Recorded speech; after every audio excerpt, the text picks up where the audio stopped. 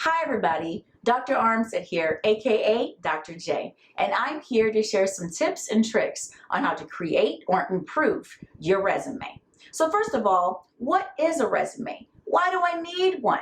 Well, a resume is a synopsis of who you are professionally. It breaks down everything you've done from actual paid experience to non-paid experience. It's really important just to make sure that you put all experience on your resume. So how long should my resume be? I get that question all the time from students and clients. Well, the answer is a little subjective. The first one is you should have a one-page resume, but not just a one-page resume. You should at least have one-page resume. Then you should have a second resume that is a little longer. I call it the medium resume. And then the third one, which is your long resume with everything in it. So why do I have 3 resumes? Because you never know what the employer wants from you within the application. But that's the best part. So when you're applying for jobs, just as a side note, you need to make sure you always have your long resume ready to upload. So when you're actually filling out your application, yes, put everything in there for the amount of time that's needed, but then when you have the opportunity to upload your resume and other supplemental documents, make sure to include your long resume.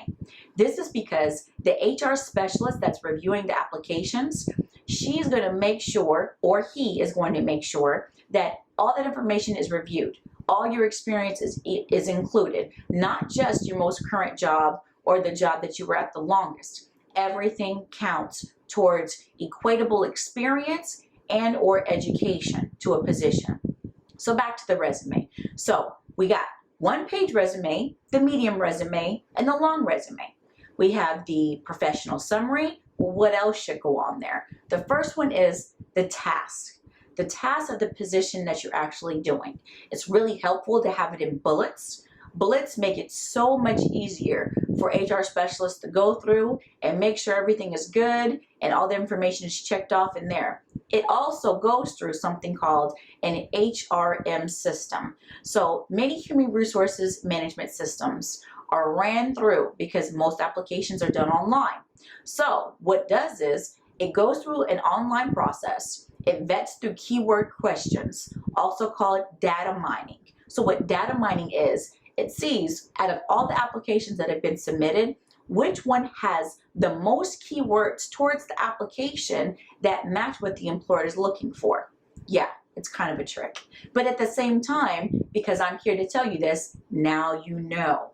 So the short resume, it's fantastic. But what you really need to make sure is you upload your long resume. This includes details, stats, how many employees you've managed, how much money you saved the organization, different traveling opportunities you had for training, all this good stuff. This is where you put all of the details is in the long resume, and you keep that on the side for uploading. Okay, so now that we got to the tasks, the next one is the knowledge.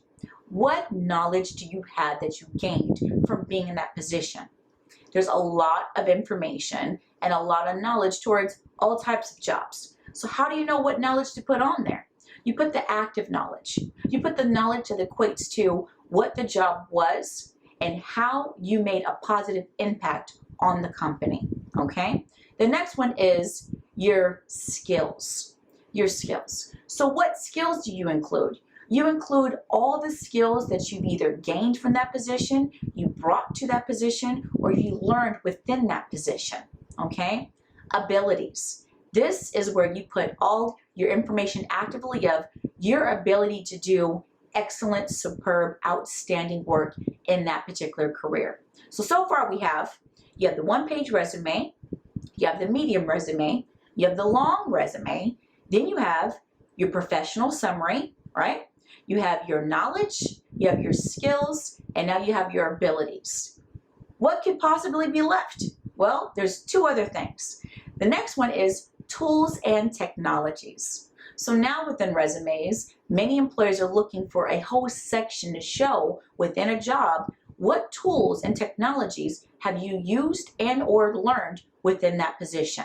So what do you put there? You put Microsoft Office suites, You put Adobe, you put JavaScript, you put anything technical that you've worked with. And you think just because you don't work in a technical field that you don't use technology.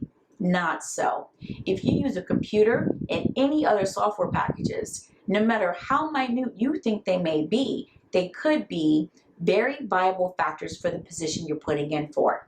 So make sure to put all that stuff in the tools and technologies sections. So what's next? The next one is, the next and not least, is your working activities. So what are your working activities? So this section is similar to tasks, but a little bit different. So working activities gives a little bit more detail than what the tasks are. The tasks are exactly what you did, cut, really short, quick, fast. Working activities are, what working activities did you do in the position? Were you responsible for committees and leaderships? Were you managing personnel? Were you administrating different trainings? This is where you put this information at. So now we have the one page, the medium, and the long resume. You have the professional summary. You have the tasks. You have the knowledge, skills, abilities. You have the tools and technologies. And now you have working activities. Okay, so there's 5 sections to include in your resume. So here comes the hard part. Well, now I know that. How do I know what to put there? What if you're not a fantastic writer or you don't know how to articulate that properly into your resume? Well, there's a fantastic website that helps you with that.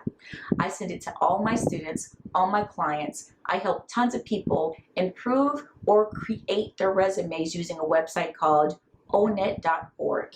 It is fantastic. Not only is it fantastic, but it takes the guessing work out of creating your resume. Yes, it does. So, say you go to onet.org and you're trying to figure out, I want to create a resume for a human resources assistant, okay? In the search bar from the main page, you type in human resources assistant, and then you get similar jobs for what a human resources assistant may do. You click on the closest one. Normally, I think there is a human resources assistant position on there, and it breaks down all this information for you. It really does. So it has similar jobs compared to HR assistants such as office manager, HR specialist, HR generalist, EEO specialist. These are all similar jobs to HR assistant, but just at different levels. So then you say, well, does it have the tools, the technologies, the work activities, all the stuff that you already named? Yes, it does. It has the tasks, the KSAs, which is the knowledge, skills, and abilities, the working activities, and the tools and technologies. All of that is there. So when you go to onet.org and you're able to click on that, it can give you so much more information to help you either create or update your resume. They have all types of jobs on there. Now, the best thing that I've learned with using Onet is to find the job that closely matches you, or if you're doing research for a position that you're trying to get, make sure you go there, research your position. That way you know what's going to be expected of you in the job. It's fantastic.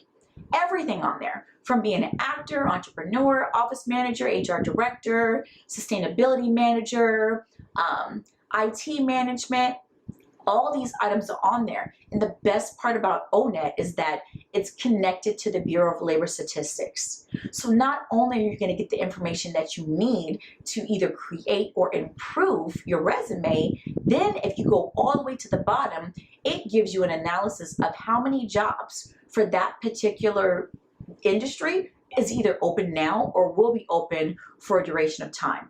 So if you go all the way to the bottom, you're going to see the Bureau of Labor Statistics link. You click on that link and it's going to give you even more information about the position, the job field, and also the education level required for the position. How much more information can you get to ensure your success?